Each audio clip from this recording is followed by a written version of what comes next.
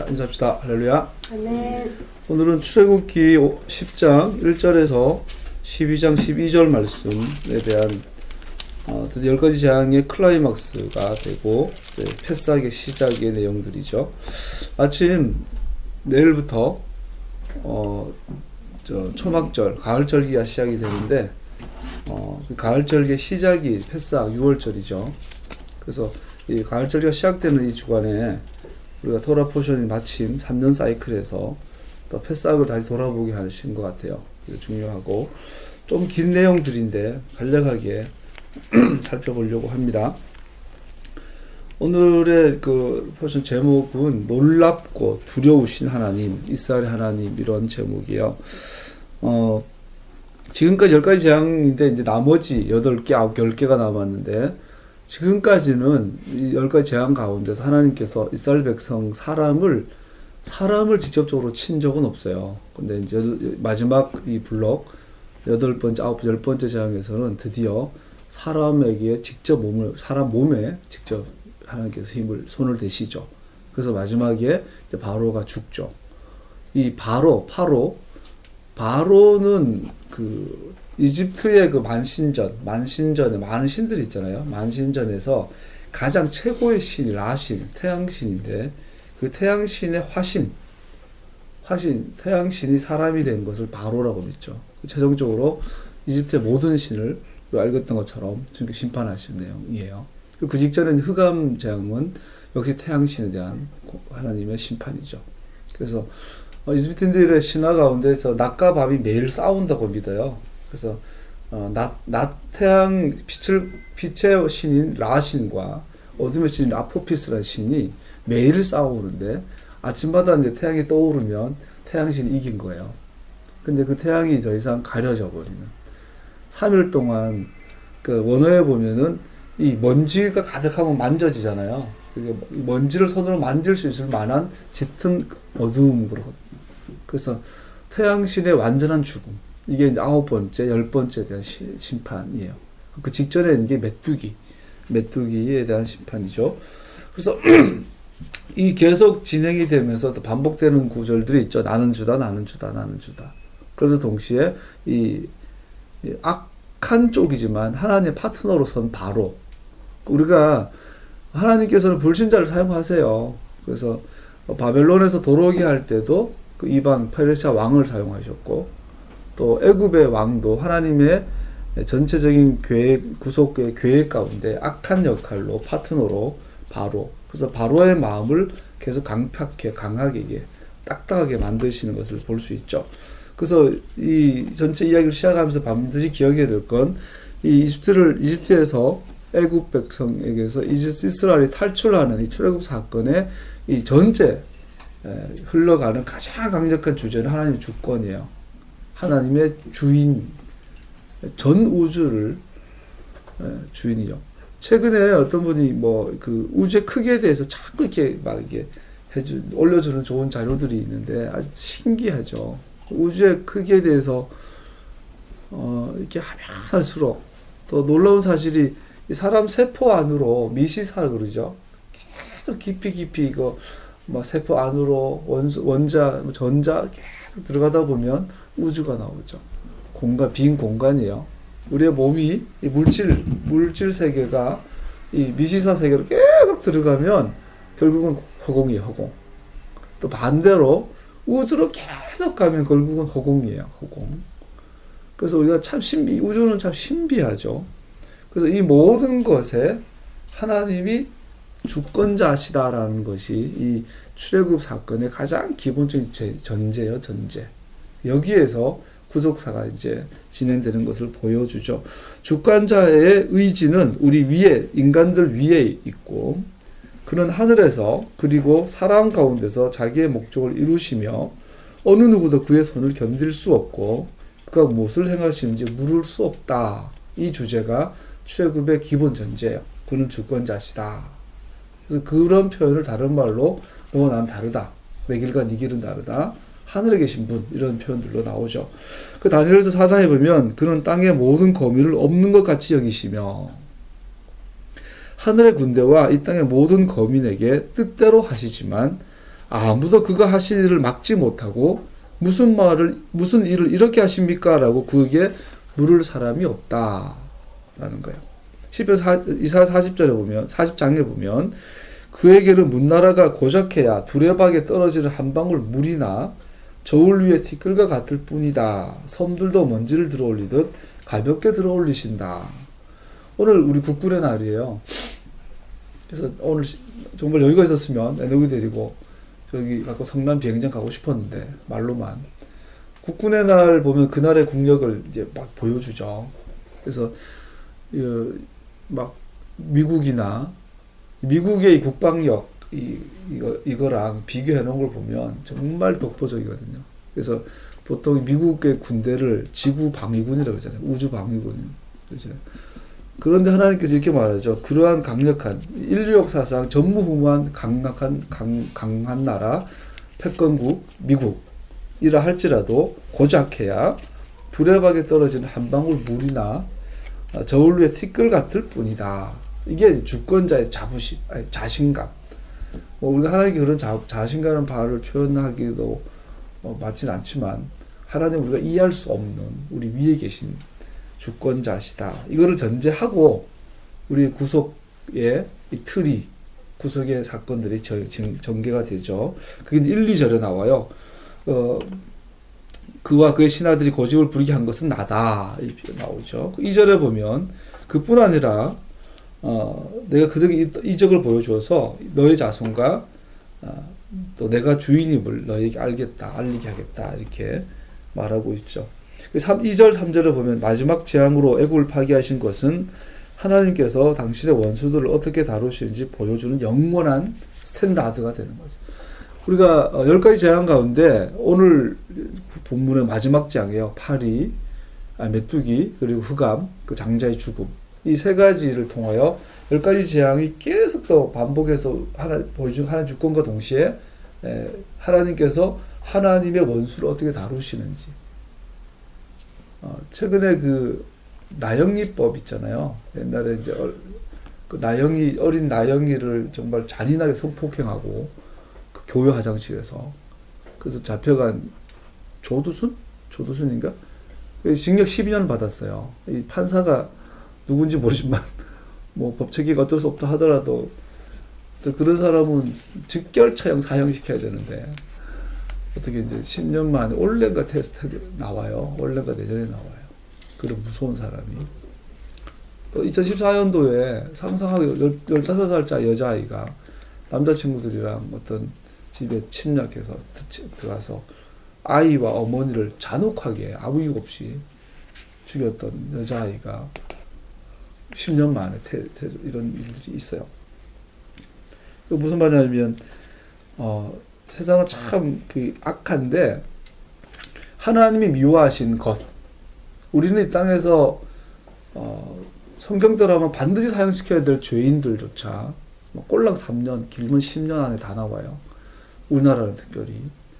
그리고 최근에 이제 그 외국인 범죄자 우리나라 천안행가 외국인 전용 감옥이 있어요. 거기 시설을 한번 찾아보세요. 세금 내기 싫어져요. 대한민국 국군은 소위 똥국 먹죠. 똥국. 군대의 밥은 정말 우리 가서 먹어보면 알지만 나같이 식성 좋은 사람도 상공리 보충인데 첫날 밥을 못 먹었어요. 냄새가 역해서. 둘째 날부터는 없어서 못 먹었지만 물론 20, 30년 전 이야기예요. 근데 교도소 밥이 훨씬 낫다라는 거예요. 요즘 특히 천안의 외국인 교도소는 거의 막 레스토랑급이에요. 그러니까 이런 비조리, 그러니까 정리가 세워지지 않는 거죠. 근데 하나님께서 오늘 이 10가지 패러다임을 통해서 반드시 또 두 번째 보여주는 게 뭐냐면 하나님은 원수를 어떻게 대하시는가에 대해서 보여주시는 거예요. 처음부터 끝까지 멸절시켜 버리시는 모습을 보여주시는 거예요. 이것이 영원한 기준이에요. 나는 죄를 수용하지 않는다. 하나님의 대적을 어떻게 대하시는지를 보여주는 것이죠. 그것이 2절, 3절에 계속 네가 언제까지 내 말에 교만하게 굴겠느냐 나의 백성을 보내서 나를 예배하게 하여라 계속 보여주고 있죠. 그래서 이 출애굽 사건은 두 가지 면이 있는데 하나님의 두 얼굴이 있어요. 이스라엘을 향하실 때는 이스라엘을 곧 구출하러 오시는 전사 이 군인, 용사. 옛날에 우리 300이라는 영화 보면 잔인하죠, 아주. 그런 분으로 묘사. 이스라엘을 구출하시는데 강하고 원수의 목을 치시는 강력한 용사, 전사로 자기를 나타내시고, 반대로 애굽 사람에게는 이스라엘 하나님의 전능하신 능력 앞에 아무것도 할 수 없는 신들을 믿는 어리석은 자들을 대하시는 얼굴로 오신다는 거죠. 그래서 하나님의 두 얼굴. 이스라엘 향하여서는 구출하시는, 조금도 작전에 실패가 없는, 우리나라 소말리아 해적 그 주얼리호 했던 것 이상의 완벽한 전사이신 구출자. 반대로 이제 원수를 향하여서는 어리석다고 비웃으시며 마지막 한 점까지 멸절하시는 하나님 얼굴. 이 두 가지가 출애굽에 나타나는 하나님의 두 얼굴이죠. 그래서 우리는 이 출애굽 사건의 이야기를 읽을 때마다 이게 무슨 이야기예요? 왜 하나님께서 성경을 기록하라 하셨는지 알아요? 기록하라 했어요. 기록 문화가 생긴 게 우리 역사 공부하면 그렇게 오래되지 않았잖아요.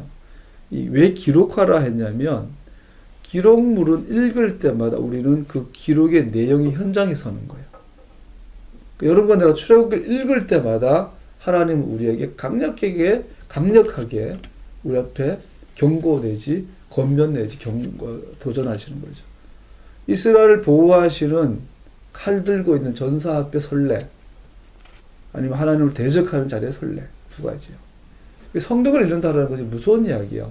토라를 리딩한다는 거, 하나님 말씀을 소리내 읽는다는 것은 무서운 이야기예요. 절에서 스님들도 비교 종교 해가지고 많이 읽죠. 성경을 어떤 식으로도 듣고 읽게 되는 것은 하나님 심판하는 데 서는 순간순간들이에요. 그래서 우리가 이 이야기를 읽을 때마다 우리는 어느 편에 설지를 결정해야 합니다. 매 우리가 출애굽기를 읽을 때마다 이스라엘 하나님을 믿는 믿음을 통하여 이스라엘의 그 범위에, 그 안에 접붙임 받아 설 것인지, 아니면 애굽 사람처럼 이스라엘 밖에, 하나님의 보호심 밖에 있는 하나님의 대적하는 자리에 설 것인지 우리는 항상 도전받아요. 성경은 아무 생각 없이 읽을 수 없어요. 몰랐어요라고 통하지 않아요. 졸다가 읽든 관심 없이 읽든 성경의 내용들을 들었다면, 읽었다면 그것은 핑계할 수 없어요. 그래서 성경을 읽을 때마다 우리는 결정해야 돼요. 어느 편에 설 것인가. 하나님의 진노로부터 피할 수 있는 장소는 종교나 자신의 의로운 삶을 추구하는 것이 아니라 어린 양 안에 있습니다. 어린 양 안으로 피해야만 하나님의 진노를 피할 수 있죠. 오늘 본문이 분명히 보여주는 것은 구원과 파멸 사이에 차이를 만드는 것은 어린 양입니다. 흠없는 어린 양의 피로 문설주와 문인방에 칠해진 자리가 구원의 자리, 보호의 자리, 이스라엘을 위해 희생한 어린 양이 모든 것을 결정하는 결정적인 요인이 됩니다. 그래서 우리가 성경 앞에 설 때마다, 우리가 토라 리딩 하잖아요. 매년 3년마다 반복적으로 읽잖아요. 그럴 때마다 우리는 결정해야 되는 거예요. 어느 편에 설 것인가. 그래서 이 편과 저 편을 가르는 기준은 어린 양이에요. 6월절 양이 되죠. 그래서 그 양을 먹고 그 양의 피가 발라진 집, 거기가 피난처예요. 우리가 이제 찬양하잖아요. 피난처 되신 예수님. 우리 방패 되시고 피난처 되신다는 말은 그런 의미가 되죠. 할렐루야. 매 순간순간 그 어린 양 안으로 피하시길 축복합니다. 8번째 재앙은 메뚜기예요. 메뚜기를 재앙을 하면서 우리 7절에 신하들이 하소연하죠. 이제는 왕이여 언제까지 이제 그만 보내십시오. 포기하세요. 이제 신하들조차. 8절에 이번엔 이 바로가 또 머리를 굴려요. 우리가 지난번에 포션에 나오죠. 바로는 자꾸 이렇게 모세와 바로의 차이는 뭐예요? 모세는 하나님께서 말씀하신 대로 가서 예배 드려야 합니다. 바로는 그래 가서 예배 드려라. 그런데 이 땅에서 드려라. 안 됩니다. 한 대 맞더니 그러면 너무 멀리 가지 마라. 안 됩니다. 또 한 대 맞더니 이번에는 그럼 누가 갈래? 그죠? 저 현재 사기꾼의 멘트죠. 그래서 남자만 가라. 성인 남자만 가라. 여자나 어린아이는 못 데려간다. 하더니 모세가 안 됩니다. 자, 이 차이. 하나님 말씀하신 대 그대로 되는 믿음과 하나님 말씀하셨는데 나의 편의에 의해서 하는 믿음. 이 두 가지를 봤어요. 그래서 어느 남자만 가라. 그랬더니 메뚜기를 보내죠. 하나님께서 이놈 봐라. 또 메뚜기를 보내요. 그것도 이번에는 빨라요. 곧바로 해결을 해요. 그래서 바로가 16절, 17절에 보면 진심으로 회개하는 것처럼 보이죠. 내가 너희와 너희 하나님께 죄를 지었도다. 부디 이번만은 나의 죄를 용서하고 용서해주세요, 용서해주세요 기도하죠. 자, 바로의 회개. 바로 회개를 통해서 우리는 참된 회개를 또 잠깐 살펴볼 수 있죠. 바로가 한 이 회개의 특징은 닥친 문제 해결을 위한 슬픔이었어요. 그는 자신을 낮추며 메뚜기 재앙의 문제를 해결하기만을 희망했죠. 그러나 이 문제의 실체는 메뚜기가 아니라 바로 자신이었죠. 문제를 완화시키는 것만 구하며 진정한 마음의 변화를 구하지 않는 회개는 결국 진정한 회개가 아닙니다. 자, 우리가 바로를 좀 많이 배워요. 바로의 회개는 문제 해결을 위한 회개예요. 그러나 정작 하나님께서 문제는 메뚜기가 아니었던 거죠. 그죠? 10가지 재앙 중에 우리가 기억해야 될 건 바로는 계속 반복해서 해결을 하는데 그 재앙이 문제가 아니었어요. 메뚜기 때문에 회개하지만 메뚜기가 문제가 아니었어요. 문제는 바로의 마음이었어요. 그래서 진정한 회개는 바로가 자기 마음을 돌이키는 거였는데 이 메뚜기 문제를 해결하기 위해서 회개하고 있는 걸 보죠. 오늘 여러분과 나는 어때요? 많은 경우 우리가 지진 나 보면 알지만 경주에 이제 지진이 났잖아요. 지진이 나면 사람이 본능적으로 두려움이 와요. 그럼 막 회개하죠. 아니면 뭐 삶의 가난이나 질병, 돌직병이 걸린다거나 삶에 어떤 뭐 부도가 난다거나 도저히 인간의 힘으로 어쩔 수 없는 그런 상황에 가면 우리는 본능적으로 대부분의 사람들은 회개하죠. 근데 알아야 될 건 그 문제 자체가 해결의 본질이 아니라는 거죠. 이 문제가 닥쳐져진 그 배후에 있는 나의 마음, 마음을 돌이키는 것이었는데 바로는 표면적인 해결을 하죠. 그런데 모세가 들어줘요. 모세 기도했더니 메뚜기가 물러나요. 그랬더니 여지없이 바로 또 고집 부리죠. 그래서 이번엔 9번째 흑암 재앙이 임해요. 아까 말씀드린 것처럼 애굽 종교의 가장 높으시는 태양신 라인데 이 9번째 재앙은 태양신 라를 조롱하는 거죠. 여러분 신화라는 거 신화는 종교를 만들고 이 종교는 우리가 이제 고대사 공부해 보면 신라나 뭐 백제나 고구려나 부여나 이 모든 나라들이 민족의 기틀을 만들어내고 왕권이 강화되고 하는 모든 거의 배경에 뭐가 있냐면 두 가지 공통점이 있는데 율령, 법이 선포가 되고 하나가 국가 종교가 생겨요. 우리나라는 불교를 받아들이죠. 그래서 국가적 종교를 만들어내고 국가적 율령이 반포가 되면 그 시대의 왕은 항상 전성기의 왕이죠. 광개토대왕, 근초고 이런 데예요. 그때는 우리가 역사의 찬란한 순간을 기억하는 순간이죠. 그래서 법과 종교가 일치하면 그때의 왕은 아무도 못 건드려요. 최근에 막 대하 드라마에서 보면은 뭐 영조 얘기 많이 나오는데 막 분당 싸움 하잖아요. 왕권이 떨어진 거죠. 자, 그럼 이 말은 뭐냐면 태양신 라를 죽여버린 거예요, 하나님께서. 그것은 이집트의 근본 정체성과 역사를 흔들어 버리는 그 나라의 종교가 무너져 버리는, 그 나라의 종교가 무너져 버리면 그 나라 역사가 부정되어 버리는 거예요. 그래서 이것은 강력한 하나님의 심판이 되는 거죠. 그래서 3일 동안 암흑이 왔어요. 이것은 이집트라는 당대 최고 패권 국가의 역사적인 정체성이 흔들리고 무너지는 거예요. 그동안 공부했던 건 뭐냐? 우리는 누구냐? 어디서 왔냐? 하고서 흔들리기 시작하는 거죠, 이제. 그러니까 이 바로에게 있어서 이것은 자기 정권이 무너지는 아주 무서운 심판이 되죠. 애국 사람들은 가장 높은 태양신 라를, 낮을 가져오는 것과 악한 신 아포피스가 어둠을 가져오는 것 사이 매일매일 전쟁으로 믿었습니다. 매일 아침 떠오른 태양은 아포피스에 대한 라의 승리를 나타냅니다. 그런데 이 9번째 재앙은 애국 사람들에게 매우 실제적인 심리적인 강력한 충격이 되었을 겁니다. 그렇게 되니까 그 다음 나오는 게 뭐예요? 태양신이 죽었다라는 그 심리적인 이 충격에 뭐 없어지지 않은 상태에서 이 13장에 보면 장자가 죽어버려요.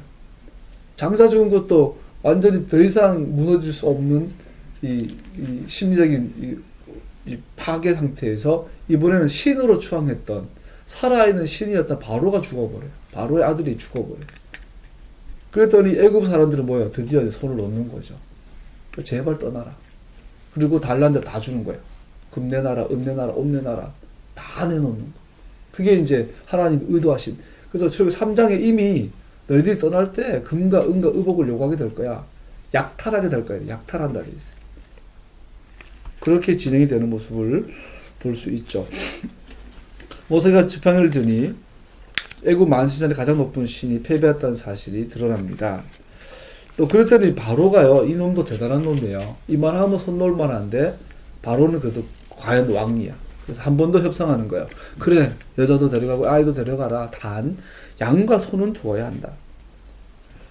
그랬더니 모세가 안 됩니다. 집짐승 한 마리라도 놔두고 갈 수 없습니다. 그랬더니 바로가 이제 드디어 이제 절규하죠. 다시는 내 얼굴을 보지 못할 거다. 그 모세는 또 좋습니다. 내가 왕의 얼굴을 다시 보지 않겠습니다. 영혼이 돌아서죠. 하나님의 명백한 능력에도 불구하고 바로는 하나님을 대적하여 주먹을 들었습니다. 자, 우리가 이 바로의 이 심리적인 특징을 보는 거예요. 웬만한 사람은 재앙에 당하면 하나님 앞에 꿇어요. 엎드려요. 두려워요. 떨어요. 그래서 오늘 토라포스 아까 제목이 뭐냐면 두려운 하나님. 막 무서운 하나님. 그냥 우리가 하나님을 그냥 항상 부드럽게 아름답게 자애롭게 이런 분만 보셨는데 이 바로 앞에 선 하나님은 그러니까 절제된 분노 있잖아요. 그 성경은 하나님을 분노하신다 표현하고 보통 진노라 표현해요. 진노. 분노와 진노는 조금 다르죠. 하나님의 감정이 완전 배제된 영원토록 완벽하신 진노하심 앞에 그 진노하신 무서운 하나님이시죠. 근데 사람의 마음이 어느 선을 넘어서서 화인 맞으면 강팍해지면요, 이렇게 뭐 전지전능하신 전능자의 분노 앞에 서서도 주먹을 져요. 요한계시를 보면 하늘을 향해 삿대질을 해요. 하나님을 저주해요. 우리 이런 경우 많이 봐요. 많이 봐요. 우리 차마 우리가 공개 안 돼서 그렇지만 우리가 이제 범죄가 있으면 경찰들이 현장 검증을 하잖아요.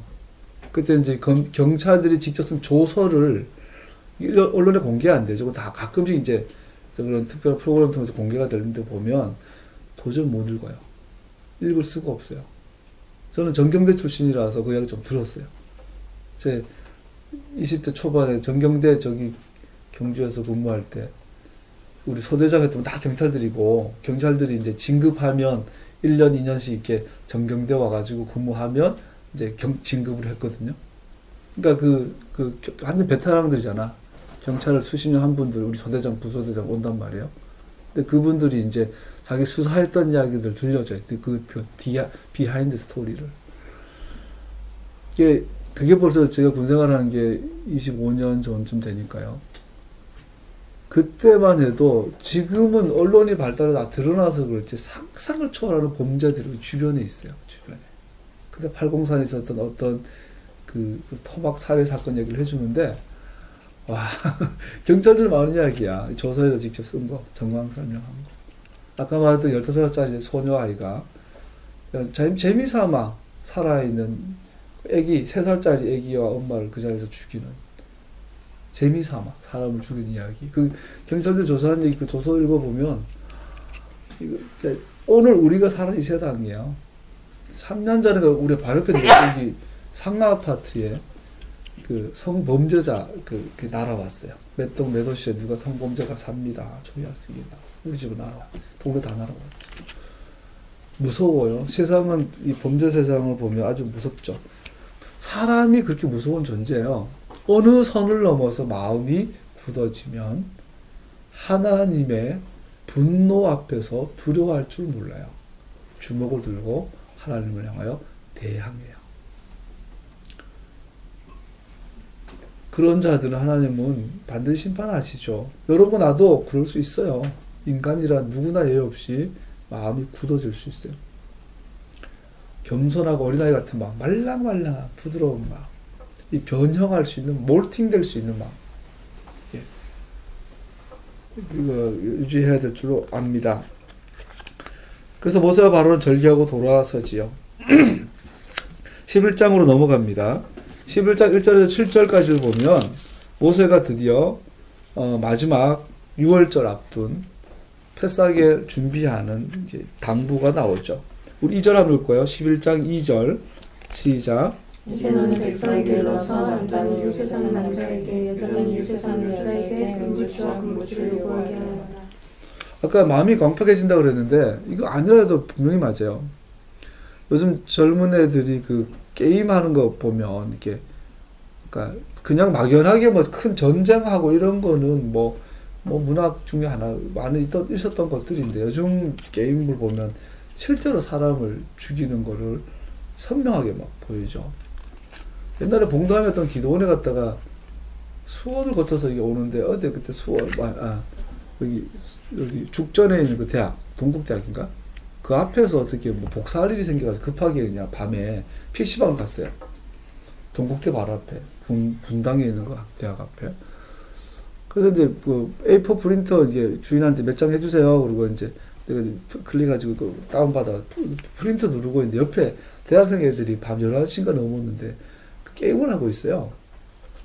그래서 뭘 하나 봤나 그런 게임 처음 봤는데 근데 칼 들고 가다가 싸우는 거야. 그 사람을 이렇게 칼로 치니까 뭐 귀신 같은 모양이 있고 서로 싸우더라고. 둘이서 이렇게 게임으로. 근데 목이 잘려나가는데 피가 튀는 거야. 팔이 잘려나가. 이게 그냥 보살기 처리 안 돼서 그대로 그냥 이게 나와.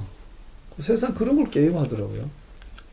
자꾸 그런 거 노출되면 마음이 이게 굳어요. 사람이 무감각해지죠. 무감각. 참 요즘 시대가 무서운 시대예요. 태어나부터 바로 없어요. 사이코패스. 이게 교육의 문제인데, 그러니까 어릴 적부터 하나님의 말씀이 바로바로 들어가고 그런 환경이 조성이 돼서 어린아이 같은 마음이 계속 이렇게 강한 마음으로 어린아이 같은 마음이 강해지고 지혜로워지고 그런 세대가 일어나야 될 줄 믿습니다. 이런 거 나는 이게 무슨 말인지 알 거예요. 그래서 같이 기도하며 나아가야 되겠죠. 2절에 보면 은과 금을 요구하죠. 은부치와 금부치를 요구하게 하여라. 많은 학자들이 야 이거 너무한 거 아니야, 강탈하는 거 아니야 이렇게 말하죠. 전혀 이거는 오해라고 볼 수 있어요. 여인들은 각각 이웃에 살거나 자기 집에 있는 이집트 여인들에게 금부치와 은부치와 의복을 달라고 하여 그것으로 너희 아들 딸을 치장하여라. 너희는 이렇게 이집트 사람의 물건을 빼앗아 가지고 떠나갈 것이다. 즉 3장 22절에 이미 예언되어 있어요. 애굽인들에게 금은복, 의복을 빼앗는 것에 대한 랍비들은 여러 가지 이야기를 하는데 뭐 넘어가죠. 모세를 너무 존경해서 그냥 내놓은 거다. 자발적으로. 아니면 이스라엘 백성 말 안 떠나면 애굽이 망할 것 같으니까 줘가지고 얼른 가라고 했다. 뭐 어떤 경우는 400년 동안 이거 무임금 노동력을 착취당했으니까 거기다 대가다. 뭐 이렇게 여러 가지로 구차하게 설명을 하죠. 그러나 아무 상관없이 이렇게 애굽 사람에게 뺏은 은금을 가지고 나중에 성막을 지었던 걸 기억해야 되죠. 다윗이 성전을 지을 때 뭘로 지어요?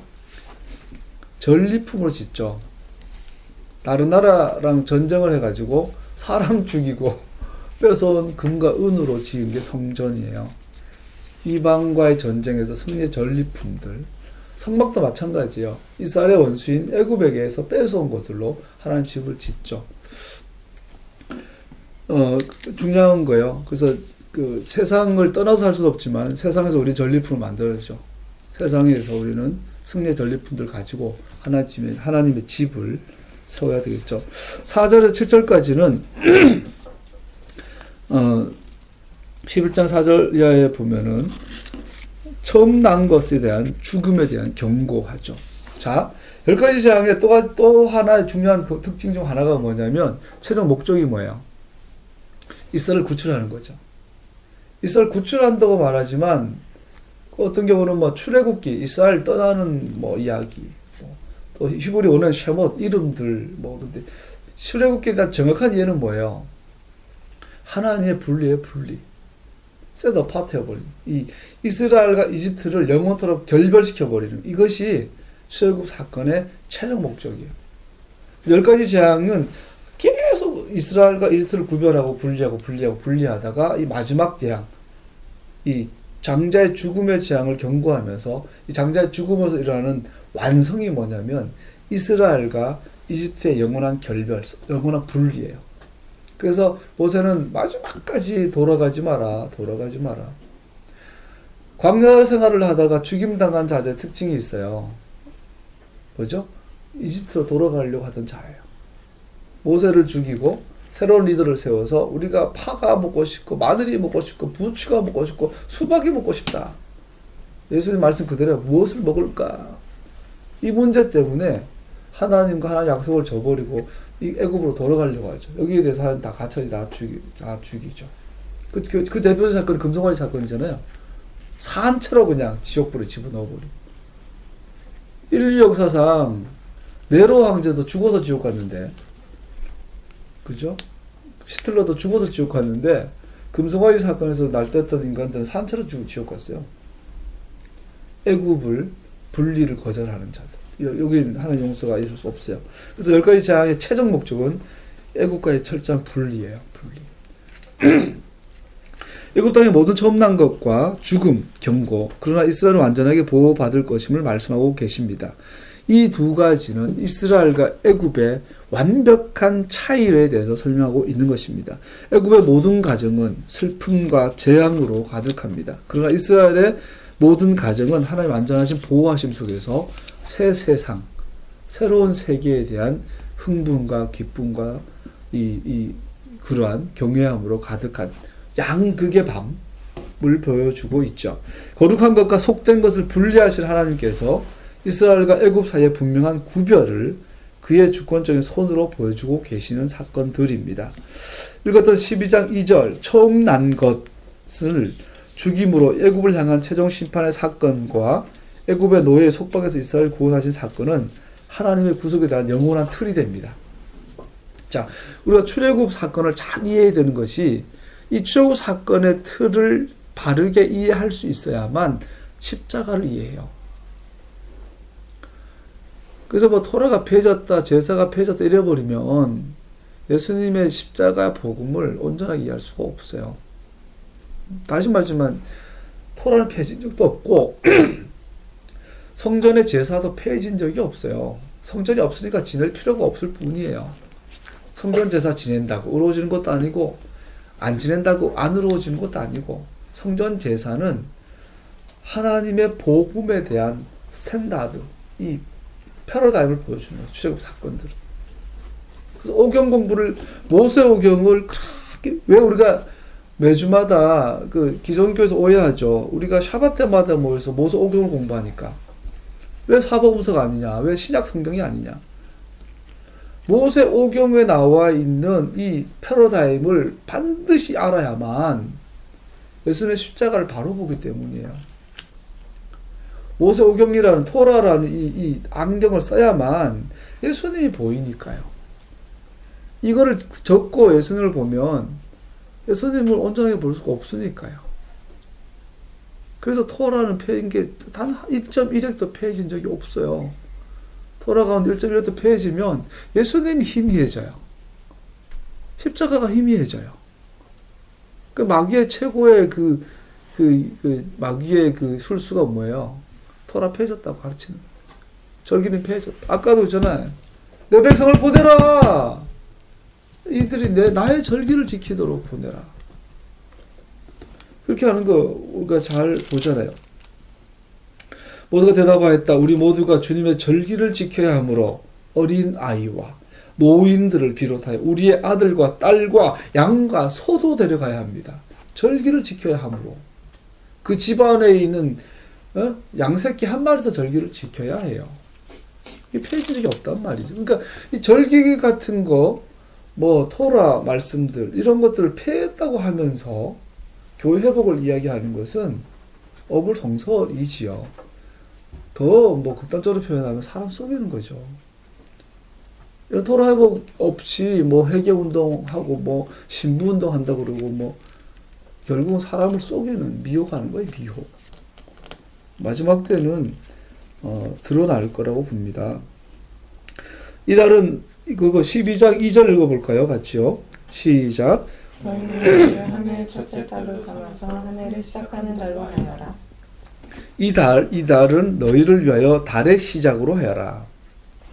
1년 12달에 그동안은 보통은 그 나팔절인 이슈리월이 1월이라고 창조의 달로 유대인들은 이렇게 왔다고 그러죠. 그러다가 12장 2절부터 출애굽 사건부터 이제는 아비벌, 패삭이 있는 아비벌이 이제 1월로 된다. 이 말을 하고 있죠. 여기 보면 하코데시 하제 라켐 로시 하다심 이렇게 되어 있어요. 로시 하다심. 여러 달들 가운데 머리. 여러 달들 가운데 시작. 한 해를 시작하는 달 라숀 후 하켐 해 하다시 하샤나. 한 해의 머리가 되는 달.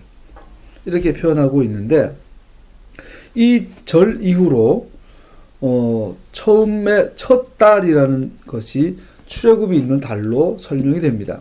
안식년이나 희년의 해들을 계산함에 있어서는 출애굽을 하는 이 패삭의 달을 달로 기준하진 않지만 속죄일은 이 날을 기준으로 지켜집니다. 자, 우리가 유대인들이 보통 이제 하나님의 창조가 있었던 날이 이 티시리월 7월 정도 되는 7월 나팔절 이 시즌으로 보죠. 그런데 이제 이 출애굽 사건을 통해서 이 6월절이 있는 패삭이 있는 이 달을 첫째 달로 하게 되면서 이 속죄일 7월 10일이라는 일곱째 달 열 번째 날에 있는 이 속죄일인 이 패삭을 기준으로 이렇게 세팅이 되죠. 안식년이라든지 희년은 이 패삭을 기준으로 되지는 않지만 그렇게 계산이 되죠. 그래서 지금 이제 가을절기 시즌인데 우리가 이제 잘 배워가고 있지만 이 가을절기 핵심은 속죄일이에요. 대속죄일. 속죄일 10일 전에 나팔절이 있고 나팔은 얼람이죠. 알람이죠. 알람. 회개해라. 신랑 보라 신랑이로다. 신랑이 온다. 신랑 맞을 준비를 해라. 그래서 신랑을 맞이하는 또 다른 말로 말하면 대심판의 날이면서 다른 말로 말하면 결혼의 날이죠. 그래서 이제 대속죄일 날 되면 성궁문이 닫혀요. 그 생각만 그 날, 그 때가 닫혀요. 구원의 날이 닫혀요. 그러고 나서 초막 7일 뒤에 초막절 들어가고 셰미니 아제레스 전행되면서 신카토라가 되면서 또 사이클이 반복이 되죠. 자, 이런 것들의 기준이 세워지는 날이 이 로시 하다쉼이라고 하는 이 첫째 달, 한 해 첫째 달이라는 말을 쓰죠. 뒤에 내용 중요한 거라서 빨리 넘어가려고 해요. 출애굽 사건의 그림으로 분명하게 드러나는 중요한 점은 출애굽의 이 구속의 사건이 속죄일로 연결이 되어서 이것이 레위기 25장에 나온 희년으로 요벨 희년으로 희년이 우리가 그 70년 동안 바벨론 포로기로 끌려가잖아요. 근데 이 70년에 대한 계산이 안식년을 무시한 것에 대한 것으로 또 보응이 되죠. 또 동시에 이스라엘 역사 가운데 희년이 지켜진 기록이 없어요. 희년이. 그 희년은 성경에는 선포가 되었지만 희년을 아무도 몰라요. 기쁨과 즐거움의 날. 그래서 이 희년은 언제 이루어지냐면 이 가을절기, 속죄일 이후에 이루어지는데 거기에 대한 막연한 그림들, 자들은 메시아의 날들에 대한 설명들이 나오죠. 그래서 우리는 그 희년의 날을 바라보고 기억하는 날이 샤밧이에요.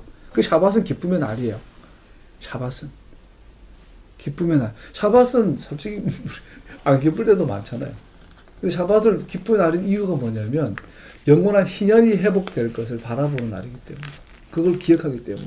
이 땅에 사는 것이 아무 힘들고 어려워도 언젠가 희년이 온다. 언젠가 메시아 왕국이 온다. 눈물과 슬픔이 없는 나라가 온다. 이걸 바라보는 것이 희년이죠.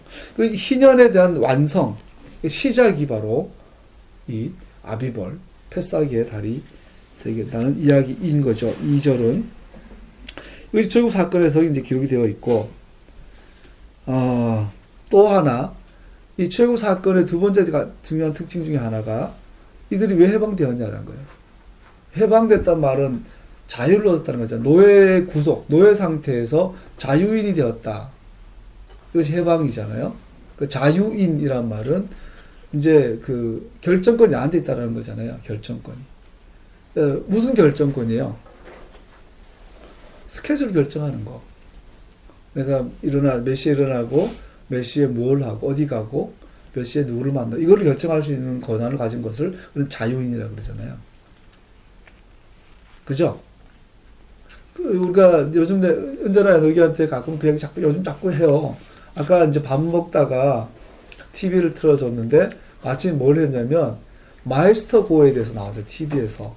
그래서 인천 해양고등학교 그 이야기가 나와 했는데 너무 좋더라고. 적성만 맞다면.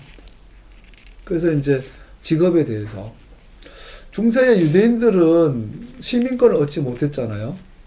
그리고 유대인들은 샤밧이 중심이 되잖아요.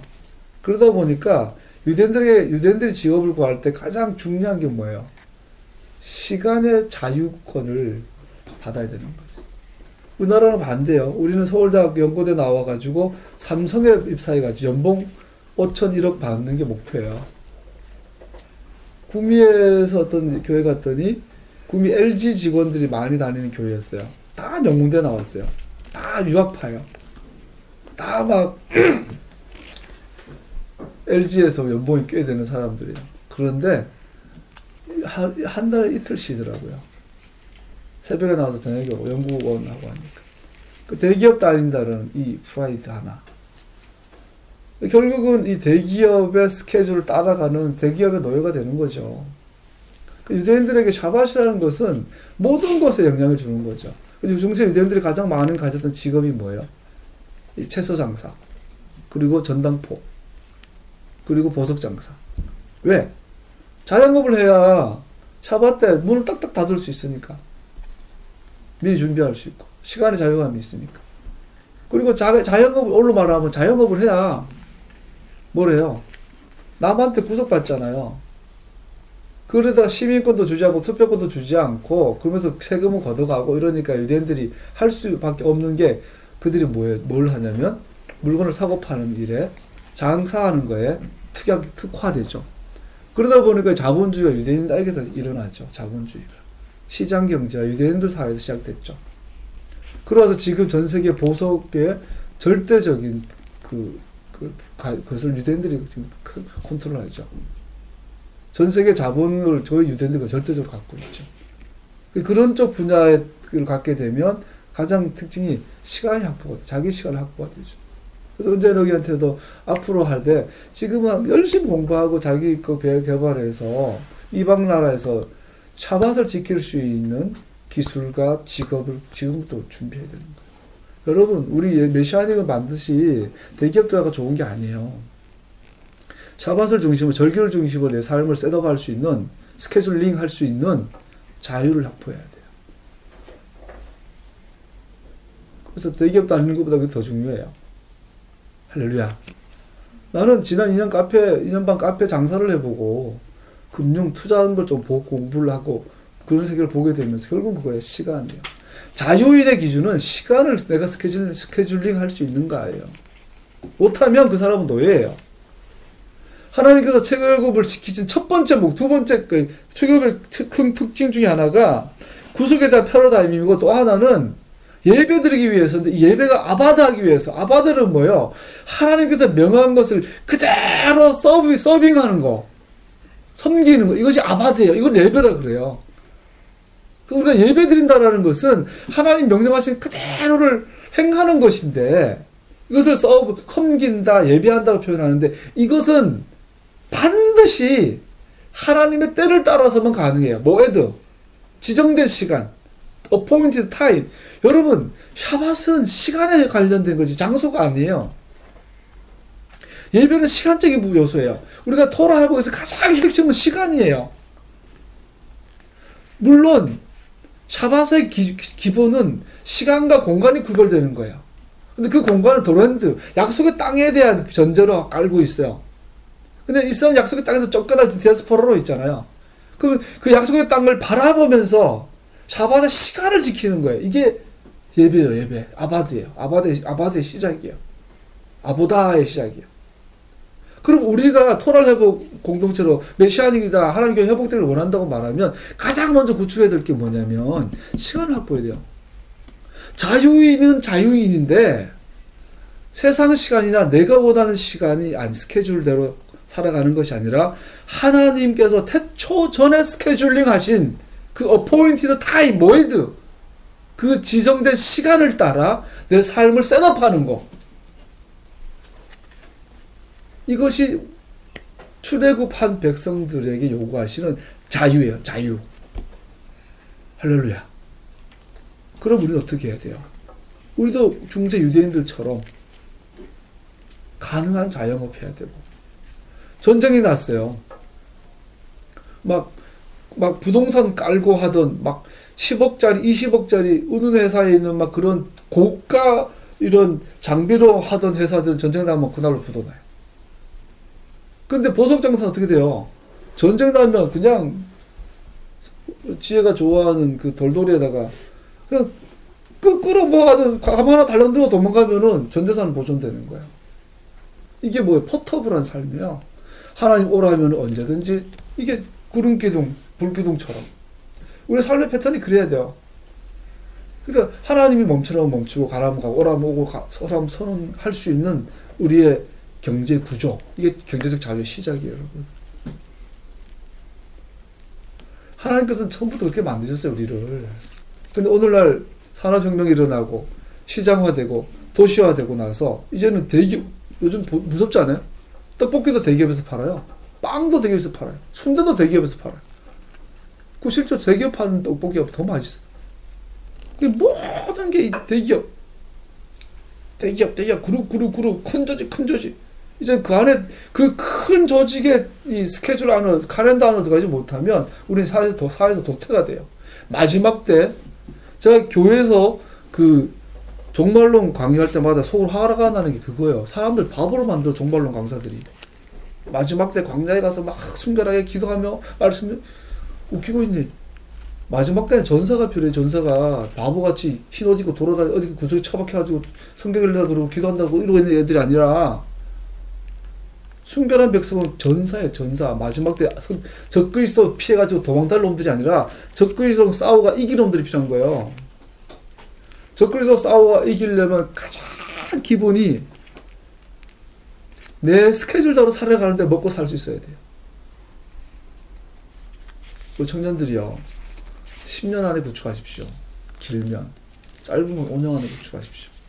적그리스도가 나타나서 별짓을 다 해도 나는 내 스케줄대로 살아갈 수 있고 그걸로 내 삶을 영유하며 다른 사람들을 인도할 수 있는 그런 경제적 구조를 우리는 반드시 마련해야 돼요. 그럼 뭐예요? 제일 좋은 게 머리로 준비되고 손발로 준비되고. 과학자들이 얼마나 좋으냐면 그 사람들 머리 공부하는 거 최고죠. 손발 최고죠. 공학도들. 기계도 막 잘 만들어야 되고 이론도 박사급 공부해야 되고 공학도가 되죠. 의사들이 그렇지 않아요? 인간이 할 수 있는 최고의 공부를 하는 게 의사하면서 동시에 손재주가 누구보다도 좋아야죠. 이게 손과 머리와 손까지 같이 가는 이 기술, 우리 그거 배워야 돼요. 앞으로 구축해야 돼요. 어릴 때부터. 이왕이면 어떻게 대기업 목표로 쓸데없는 명문대 가려고 온갖 애쓰지 말고, 여러분 지금 더 늦기 전에 하나님의 시간표대로 따라갈 수 있는 직업, 하나님의 시간표대로 따라갈 수 있는 기술 확보하세요. 세상이 엄청 바뀌고 있으니까. 중요한 게 남았는데 자, 3절에서 12절까지 하고 마칠게요. 6월절 어린 양 8가지 특징이 있어요. 첫 번째, 희생제물로 도살되는 날로부터 4일 전, 그달 11일에 미리 선별되어야 해요. 자, 우리 아비벌 14일 날 6월절 양을 도살하잖아요, 저녁에. 그 4일 전에 이미 선별돼 있어야 되죠. 조건이 있어요. 그 양과 염소에게 1년 된 짤이어야 되고 흠이나 점이 있으면 안 돼요. 그래서 성막 앞에서 이제 제사장들이 체크하죠. 이게 손톱도 뒤져보고 손톱에 조금 점이 있거나 4일 동안 이 유월절 양으로 구별된 애들은 아마 오늘로 말하면 무균실에다가 놓고 아마 기를 거예요. 다치지 않도록. 밥 먹다 혀깨 물어가지고 피가 나면 얘는 더 양이 안 돼. 그렇게 선별하는 날이 흠없고 점없다는 조건을 충족하기 위해서 미리 준비가 되죠. 베드로전서 1장 20절을 보면요, 이런 구절이 있어요. 들어보세요. 하나님께서는 이 그리스도, 이 메시아를 세상이 창조되기 전에 미리 아셨고, 예수님께서 메시아 대신 십자가에 달려서 죽으실 것, 흠 없는 어린 양으로 이미 창세 전에 준비되셨다. 이 마지막 때에 여러분을 위하여 나타나셨습니다. 베드로는 분명히 말했어요. 예수님, 6월절 어린 양이신 예수님, 십자가에 달리신 그분은 이미 세상이 창조되기 전에 그렇게 예비되어 있었다. 그래서 이 6월절 양은 이미 미리 그 전에 준비되어 있어야 합니다. 이렇게 일곱 사람에게서 뺏은 두 번째 6월절 어린 양의 특징은 이 제물은 흠없는 1년 된 양이나 염소여야 합니다. 적합성에 대해서 말하고 있어요. 다시 말해요. 흠없고 점없는 양이어야 해요. 1년 된. 깨끗하죠. 흠없고 점없다는 걸 흠없고 점없어야 한다는 조건을 만족해 줄 수 있는 제물은 존재하지 않아요. 인간 세상에서. 이것은 메시아만 가능한 거죠. 6월절 어린 양을 그를 지금 우리가 나타내고 있어요. 예수님에 대한 계속 그림이죠. 세 번째, 6월절 어린 양의 세 번째 조건은 한 가족에 한 마리씩 있어야 돼요. 하나의 희생이 여러 사람을 위한 것임을 보여줘요. 동시에 또한 희생 제물의 효력은 제한적임을 강조하고 있어요. 여러분, 예수님의 희생은 굉장히 제한적이에요. 오직 이스라엘의 가족에 대한 속한 자만이 어린 양의 피로 보호받을 수 있어요. 이것은 하나님의 구속이 법의학적일 뿐 아니라 역사적임을 보여줍니다. 무슨 말이냐면 하나님의 구속의 범위는 그의 선택하신 사람들에게까지입니다. 오직 이스라엘만 구원받습니다. 그리고 이스라엘은 민족과 인종에 상관없이 하나님께서 선택하신 사람들로 구성됩니다. 그러므로 중단 족속들이 하나님의 구원의 능력으로 이집트를 함께 떠납니다. 이 6월절 어린 양은 이 문설주 안에 있는 사람만 살려줘요. 아무리 내가 아브라함 후손이고 막 모세 사촌 동생이고 그 아브라함의 직계 자손이라 하더라도 그날 밤에 이 6월의 밤에 그 문설주의 피를 바른 이 문 밖에 있으면 죽어요. 이거는 인종과 유대인이다 이방인이다 상관없어요. 이 약속의 말씀의 울타리 안에 있는 자만 구원한다는 즉 역설인데 예수님의 구원의 능력은 지극히 제한적이에요.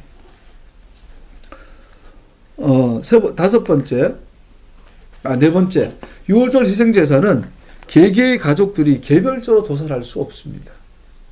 해질녘에 모든 회종이 한꺼번에 양을 도살했어요.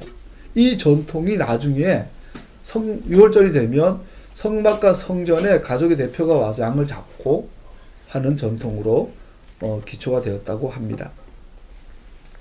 자, 이거 굉장히 이게 우리가 이렇게 신학교 다니면서 가장 풀어지지 않는 게 선택이고 절대예정. 선택에 대한 선택 교리인데, 근데 이 토라 공부하면서 참 그것이 그렇게 어려운 부분이 아니더라는 거죠. 이스라엘이란 전체와 이스라엘 회중 개개인과의 공동체와 개인이란 이 그림 속에서는 이 선택이 너무나 단순해요. 다시 말씀드리지만 개별적으로 양 잡는 건 허용하지 않아요.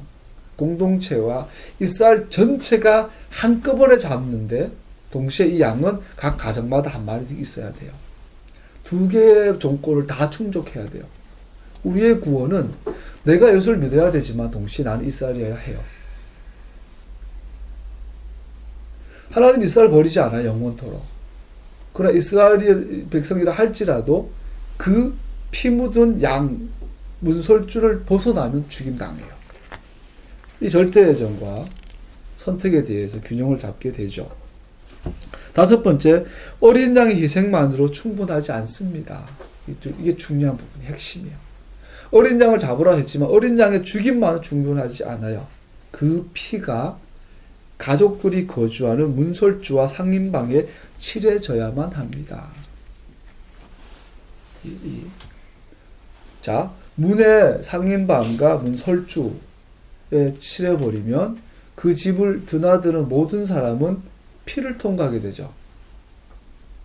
아브라함이 하나님과 언약을 맺을 때 살아있는 송아지를 반으로 갈라서 양쪽으로 늘어뜨리면 그가 피의 문이 되죠. 거기를 지나가면서 아브라함의 언약이 성립이 돼요. 약속 계약이 성립이 되죠. 이거를 상징하는 거예요. 그래서 그 가족의 구성원이지만 개개인이 문은 두 명서 통과 못하죠. 그리고 성막을 공부해 보면 성막은 미닫이 문이 아니에요. 성막 문은 여닫이 문도 아니에요. 그냥 텐트예요. 텐트. 제낀단 말하냐? 젖히고 들어가. 이것을 생각을 해보세요. 이건 한 사람이. 옛날에 그런 거 있잖아요. 천으로 이렇게 가려진 집을 가면 한 사람이 열고 있지 않으면 내가 들어가면 다시 닫혀버리죠. 그 다음 사람도 자기가 직접 문 열어야죠. 1대1. 하나님의 구원은 개인적이죠.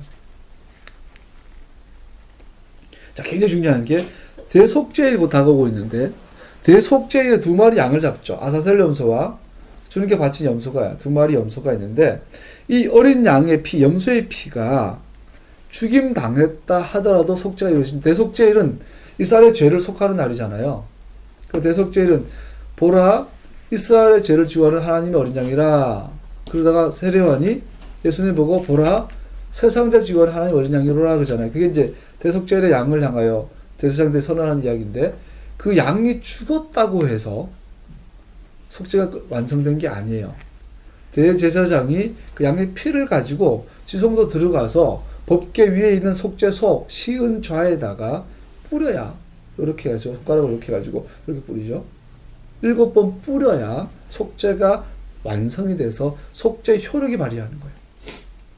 속죄일에 어린 양의 피가 지성소의 시은좌에 뿌려지기까지 속죄 효력이 아직 없는 것처럼 그 짧은 텀이지만 죽임 당하셨지만 속죄 효력이 아직 없는 것처럼 6월절 어린 양의 피도 6월절 어린 양이 죽임 당했다 할지라도 그 피가 문지방과 상인방에 뿌려지기까지 이스라엘 백성들은 보호받지 못합니다.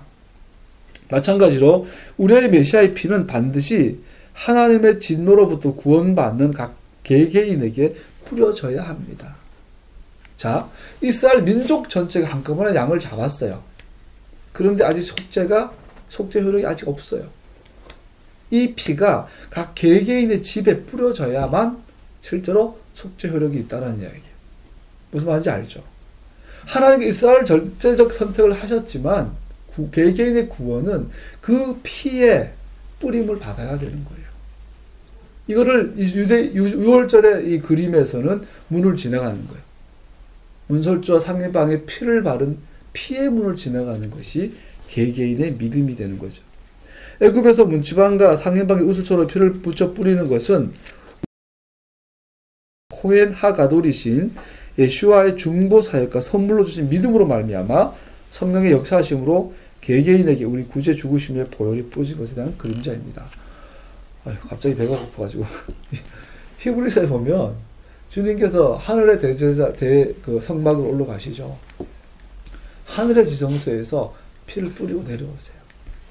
예수님께서 하늘의 대제사장이신 코헨 하가돌이신 예수와께서 그러므로 해서 우리의 속죄가 효력이 있는 거예요. 주님께서 이스라엘을 구원해 놓으셨어요. 그러나 구원은 여러분과 내가 각각 개개인이 그 문을 통과해야만 해요. 이거를 보여주는 거죠. 일곱 번째 특징은 아침까지 희생장에 어느 것도 남겨두어서 안 돼요. 남은 것은 모두 태워 없애야 합니다. 랍비들은 이 규정을요, 6월절 자정 이후에는 아무것도 먹어서 안 된다라고 이해합니다. 이것은 이스라엘의 구원을 위해 요구되어진 것들이 성취되는 때가 있음을 상징합니다. 자, 예수님을 상징하는 6월절 어린 양을 유대인 준비를 끝내고 나서 먹어야 돼요. 그런데 시간이 지나면 더 이상 못 먹어요. 다 먹든지 남은 것을 태워서 완전히 없애야 돼요. 그 때가, 그 시간이 지나면 기회는 없어요. 이걸 가지고 성경은 때라 때. 자, 중요해요. 이것은 이스라엘의 구원을 위해 요구되어진 것들이 성취되는 때가 있음을 상징합니다. 다른 말로 말하면 그 때가 지나고 나면 돌아오지 않아요. 이것은 우리에게도 적용됩니다. 우리에게 구원의 효력이 있는 날이 있습니다. 그러나 그 시간이 끝이 날 것이고 밤이 옵니다.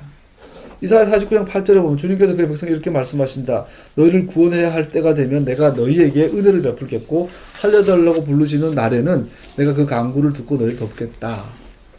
반대로 그 때가 지나가면 기회가 없겠죠. 고린도후서 6장 2절에 보면 하나님께서 말씀하시기를 은혜의 때에 나는 네 말을 들어주었다. 구원의 날에 나는 너를 도와주었다 하셨습니다. 보십시오. 지금이야말로 은혜의 때요. 지금이야말로 구원의 날입니다. 할렐루야. 이것을 종말이라 그래요. 이걸 말세라 그래요.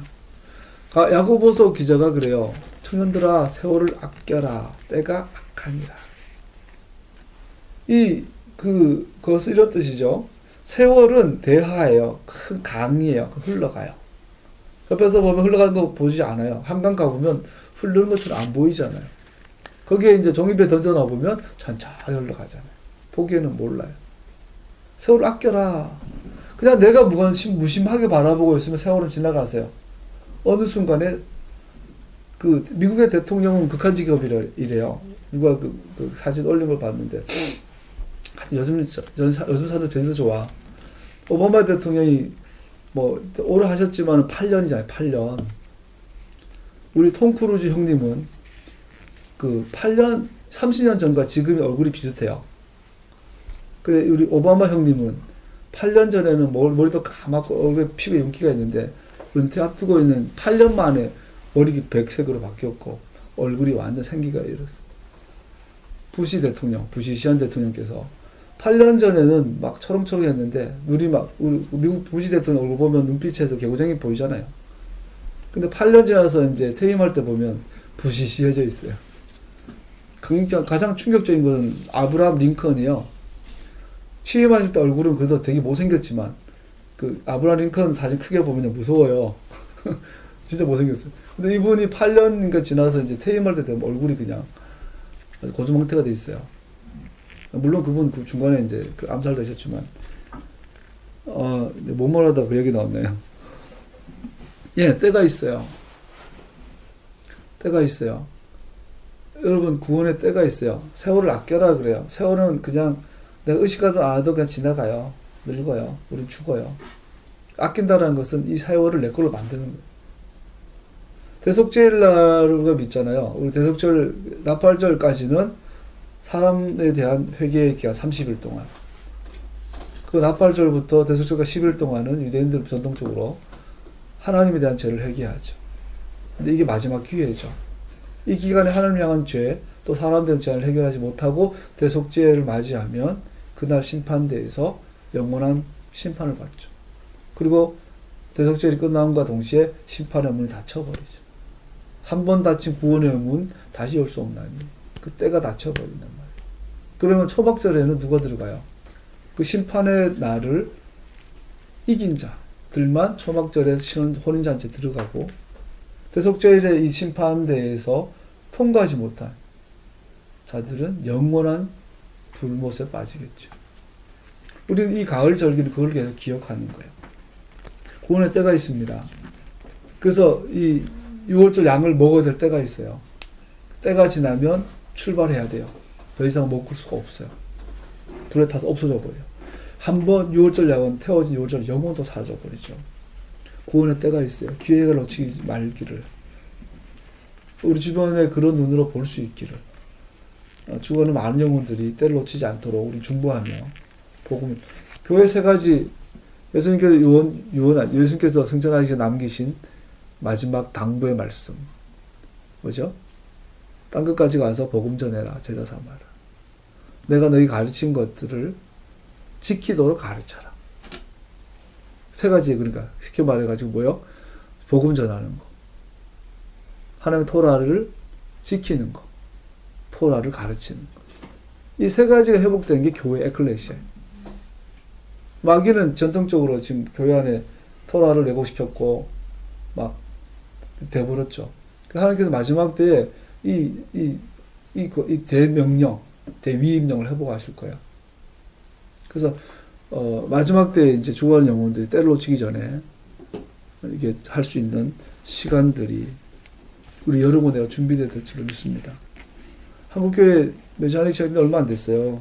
여러분 내가 저런 부족한 사람들이 먼저 보게 된 소위 선전 효과. 여러분 내가 정말 마지막 때에 이 때를 놓치지 않고 또한 다른 사람들 때를 놓치지 않을 수 있도록 섬길 수 있도록 복음으로 무장되고 토라로 무장되고 또 뿐 아니라 내가 그것을 행하며 지키는 자, 성경에서 큰 자가 되리라, 행하며 지키는 자로 자꾸 발전해 나가야 될 줄로 믿습니다. 마지막으로 6월절 어린 양은 곧 애굽을 떠날 것 같이 먹어야 합니다. 신 묶고 옷을 입고 그냥 땅 하면 나갈 수 있을 만큼. 군대 가면 5분 타격대가 있어. 5분 오타대. 우리 부대가 좀 다른데 우리 부대는 5분 타격대라고 있었어요. 그거 걸리면 잘 때 워커 못 벗어요. 그 나중에 이제 머리 굴려가지고 워커만 살짝 이렇게 끈 풀어가지고 있다가 삐 울면 이제 막 묶어서 그냥 5분 안에 상황 출발해야 되는 거예요. 나는 그 운전병이기 때문에 더 빨라요. 일반 우리 애들이 5분 안에 차를 딱 타면은 나는 3분 안에 난 했어야 돼요. 그래서 근데 오타대 걸리면은 항상 머리맡에 하이바랑 총하고 이제 오타대 총은 원래 총은 밤마다 이게 잠궈야 되는데 5분 타격대 그 걸린 운전병은 그 살짝 풀어놔요. 기관장 모르게. 그래서 어떻게 뭐를 했냐면 3분 안에 모두 출발을 못 하는 거야. 그날은 잘 때도 옷 다 입고 자야 되죠. 그 워커도 신고. 그 중대장이 고약하게 술 먹고 들어가서 삐리릭 눌러요. 술 먹고 들어가 누르고 기분 나쁘면 누르고 하루에 3번도 눌렀다 있어. 그러면 어떻게 되냐면 이제 도저히 운전병은 옷 입고 총 들고 가가지고 이거 뭐죠? 열쇠 받아가지고 차고로 뛰어가서 시동 걸고 연분 앞에 집결을 해야 되는 거예요. 5분, 3분만 그걸 해야 돼. 못하니까 어떻게 되냐면 다 도와줘요. 삑 울면은 나는 그냥 무조건 슬리퍼 신고 상황실로 뛰어가면은 총만 봐도 상황실로 뛰어가가지고 이제 차 키만 봐서 뛰어오면은 그 참하고 동료들이 다 챙겨줘요. 그래서 그냥 가만히 있으면 총 덮어주면은 그냥 뛰어가지고 차 타고 나가면. 그래서 3분 안에 차 시동 걸고 연분자 앞에 딱 서면 2분 뒤에 애들이 와 딱 타는 거죠. 12명. 그러면 이제 소대장이 어디로 가라고 붕 가가지고 그 서 있다 오면 이게 그 훈련을 굉장히 많이 했어 우리. 자 이거예요. 이거 잠을 자는데 그냥 언제든지 뛰어갈 잘 준비해 놓은 거. 이것은 무슨 의미를 하냐면 이것은 이스라엘을 향한 하나님 언약에 대한 신실하심은 이스라엘 파트너로 삼으셨음을 강조합니다. 다 끝났지만 아직 끝나지 않았다라는 거예요. 구속하심 이제 막 실제가 되었고 하나님께서 이스라엘을 해방시키신 이 구속하심은 이제 바로가 죽임을 당할 만큼 완성되어졌지만 이제 시작이라는 거예요. 궁극적인 자유함은 대속죄의 희년 안에서 나타날 것이기 때문에 이 패싹은 대속죄를 향하여 궁극적으로 초막절을 지난 이 희년을 향하여 나아가고 있다. 이것은 너와 나의 파트너라는 거죠. 자, 왜 토라가 폐지지 않고 토라가 절대적이냐면 토라는 구원의 조건을 주지 않았어요. 토라가 구원의 조건이라 그럼 이단이에요. 구원의 조건은 오직 예수, 오직 어린 양이에요. 그거는 주님께서 100% 다 하세요. 6월절 어린 양 그것은 주님이 다 하시는데 무장하고 뛰어나가는 건 우리가 같이 해야 돼요. 그래서 우리는 한락하라 그래요. 토라의 길. 이것을 토라의 짐이라 그래요. 이 짐 안 질 거예요? 이건 즐거움과 기쁨과 영광의 짐이에요. 이것은 멍게가 아니에요. 장로들이 세운 그 멍게가 아니에요. 그래서 토라 외에 다른 길은 없는 거죠. 두 가지 절대성이에요. 자유하면은 두 가지 차원이 있습니다. 말씀 마무리하겠습니다. 아담으로부터 유전된 죄가업으로부터 자유함을 받고요. 또 자기 자신의 의지로 지은 죄의 정장으로부터 자유함을 얻는 것입니다. 우리는 이 죄, 바로 애굽이라는 죄에서의 자유함을 얻어서 자유함이 됐어요. 이 자유함은 방종이 아니라 무엇을 향한 자유함이냐면 하나님의 스케줄대로 내가 스케줄대로 나의 스케줄링하는 자유함을 누리는 자유예요. 그래서 우리는 토라 라이프라 그러죠. 예수와의 죽으심과 부활하심으로 죄의 속박으로부터 구원받았다는 것을 깨닫는 시간이 패싹입니다. 하지만 우리는 또한 기억할 것은 우리는 구원받았지만 아직 완전한 구속하심에까지 이르지 못했다는 것을 기억합니다. 로마서 8장 그러므로 그리스도 예수 안에 있는 사람들은 정죄를 받지 않습니다. 그것은 그리스도 예수 안에서 생명을 누리게 하는 성령의 법이 당신을 죄와 죽음의 법에서 해방하여 주었기 때문입니다. 우리는 우리의 죄의 짐으로부터 영원히 자유할 것이고 그때 죽어야 할 것이 죽지 말아야 할 것이 되고 우리 영원토록 예수와 함께 그의 완전한 거룩하심으로 함께 다스리는 자가 될 것입니다. 바울은 우리가 유월절 기념할 때마다 예수와 죽으심을 그가 오실 때까지 선포하는 것이라고 가르치고 있습니다. 우리도 옛 이스라엘처럼 우리의 최종적인 구원을 기다리고 있습니다. 우리는 그것이 확실한 것임을 알고 있습니다. 어린 양이 죽임당하셨고 그의 피가 뿌려졌고 승리는 이미 주어진 것입니다. 그러면서 우리는 우리 구주께서 오셔서 죽음을 완전하게 삼켜버리시고 승리하실 것을 기다리며 준비되어지고 있습니다. 할렐루야. 여기에서 우리는 뒤돌아볼 수 없는 거예요. 최근에 우리나라가 지진이 계속 일어나고 7점 이상의 지진이 일어날 거라고 자꾸 경고하고 있고 무서운 이야기죠. 지진을 가지고 예수님은 그러잖아요. 사인이다. 여자가 해산의 진통 같다. 여자가 아이를 낳을 때 보면 이 해산이 임박이 올수록 진통의 이 주기가 빨라지죠. 뿐인가요? 이 모든 전쟁의 소문, 기아의 소문, 지진의 소문, 막 이런 여러 가지 또 개인적인 어떤 많은 고통들 이런 걸 통해서 하는 게 계속 우리에게 알람을 경고하시는 거죠. 때가 다가오고 있다. 때가 다가오고 있다. 재림의 때, 속죄일의 때, 심판의 때가 가까이 오고 있다. 라는 것이죠. 깨어 있어서 마침 내일부터 이제 가을절기가 시작이 되는데 다시 한번 깨어 있어서 주님의 구원의 파트너로서 완전한 구속에까지 이르시기를 예수의 이름으로 축복합니다. 아멘.